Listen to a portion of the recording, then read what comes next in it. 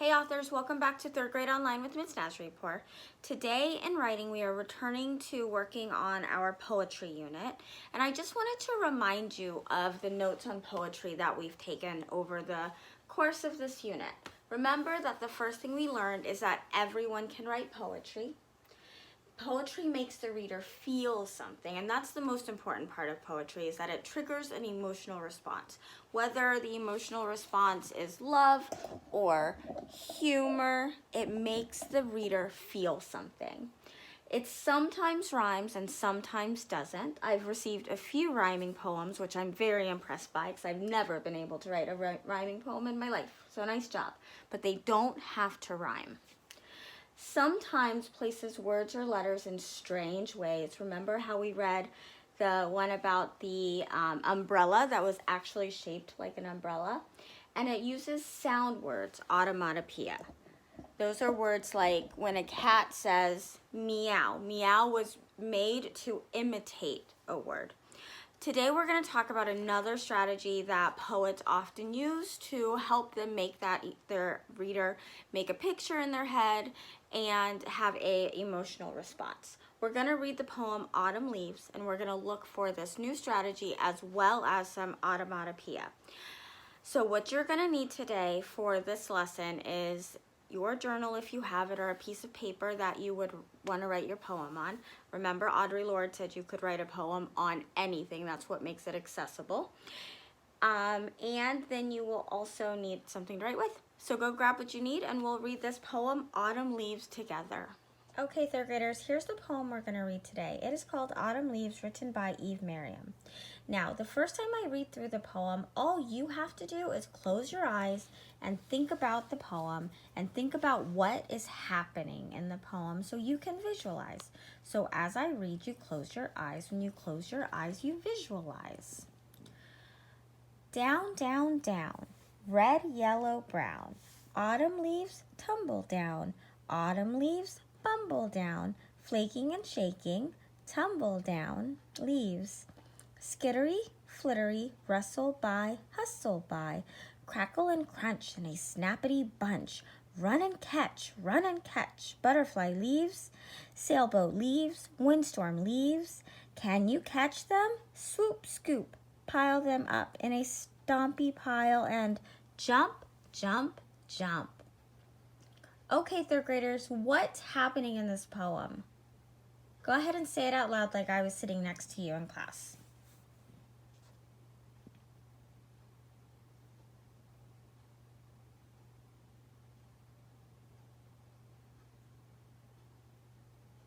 Yeah, it's autumn, right? Autumn is another word for fall, and the leaves on the trees are starting to die and fall off. Think about when we were together in the fall in school, all of the leaves that were on the playground when we went to the upper playground. They were big, they were crunchy when we walked on them, and they were lots of different colors. In this story, we have somebody, the author perhaps, piling up leaves so they can jump, jump, jump in them. I know some 3rd graders that like to do that too. Okay, what we're going to do is I'm going to read through it again, but this time we're looking for those onomatopoeia, those sound words, those words that are supposed to imitate action. And as we look for them, I'm going to go ahead and highlight them. Down, down, down, red, yellow, brown. Autumn leaves tumble down. Autumn leaves crumble down. Autumn leaves bumble down. Flaking and shaking, tumble down leaves. So the onomatopoeia words that I see are tumble and crumble and bumble. Skittery, flittery, rustle by, hustle by, crackle and crunch in a snappity bunch. So skittery and flittery and rustle and hustle and crackle and crunch and snappity are all onomatopoeia words. They all imitate a sound. Run and catch, butterfly leaves, sailboat leaves, windstorm leaves. Can you catch them? Swoop, scoop, pile them up in a stompy pile and jump, jump, jump.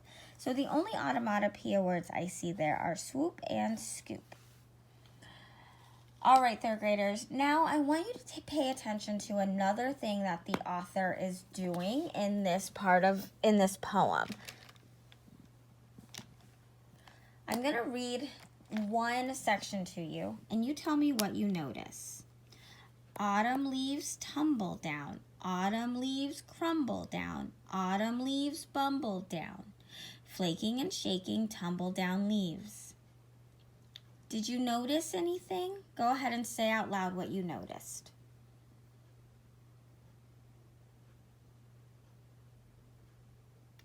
Maybe you noticed that there was a little bit of repetition in this section.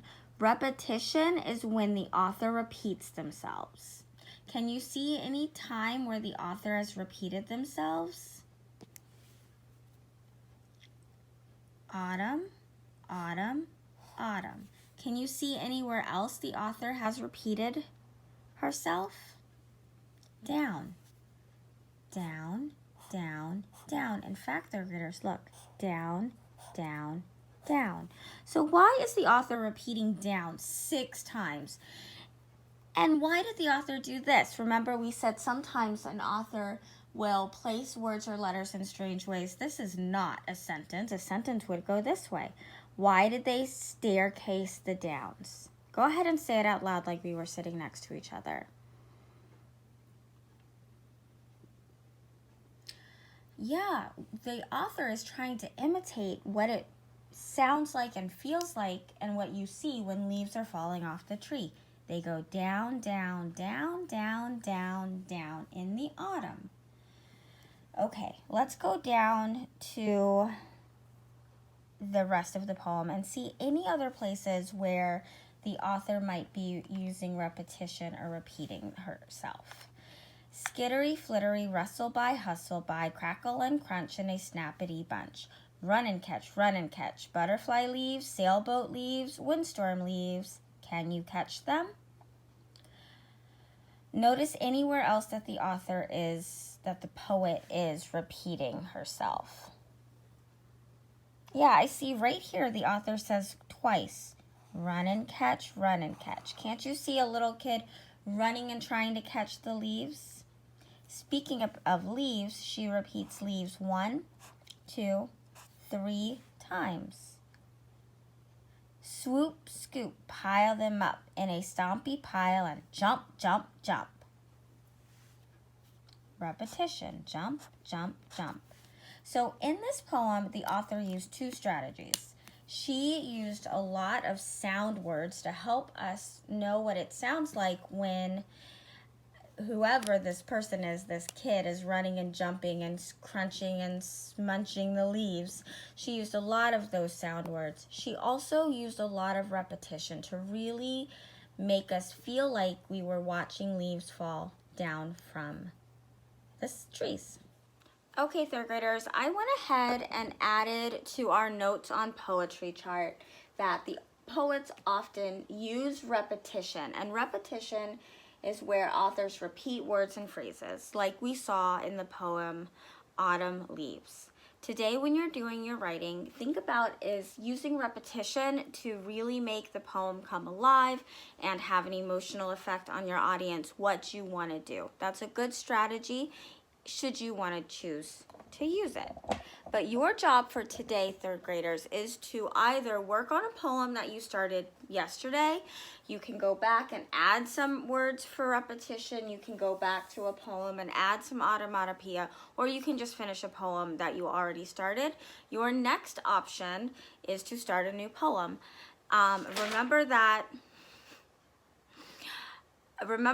your job is to read a poem, to have read a poem on Flipgrid by the end of the week so that everybody can go and comment on somebody's poem. Okay, third graders, have fun writing your poems today. Don't forget to send us what you've written. We can't wait to read your great poetry. I've really been having a lot of fun reading the poems that you're sending in. Some of them are really funny. Some of them are really beautiful. I've really enjoyed reading them. So keep it up. All right, third graders, take care. Talk soon.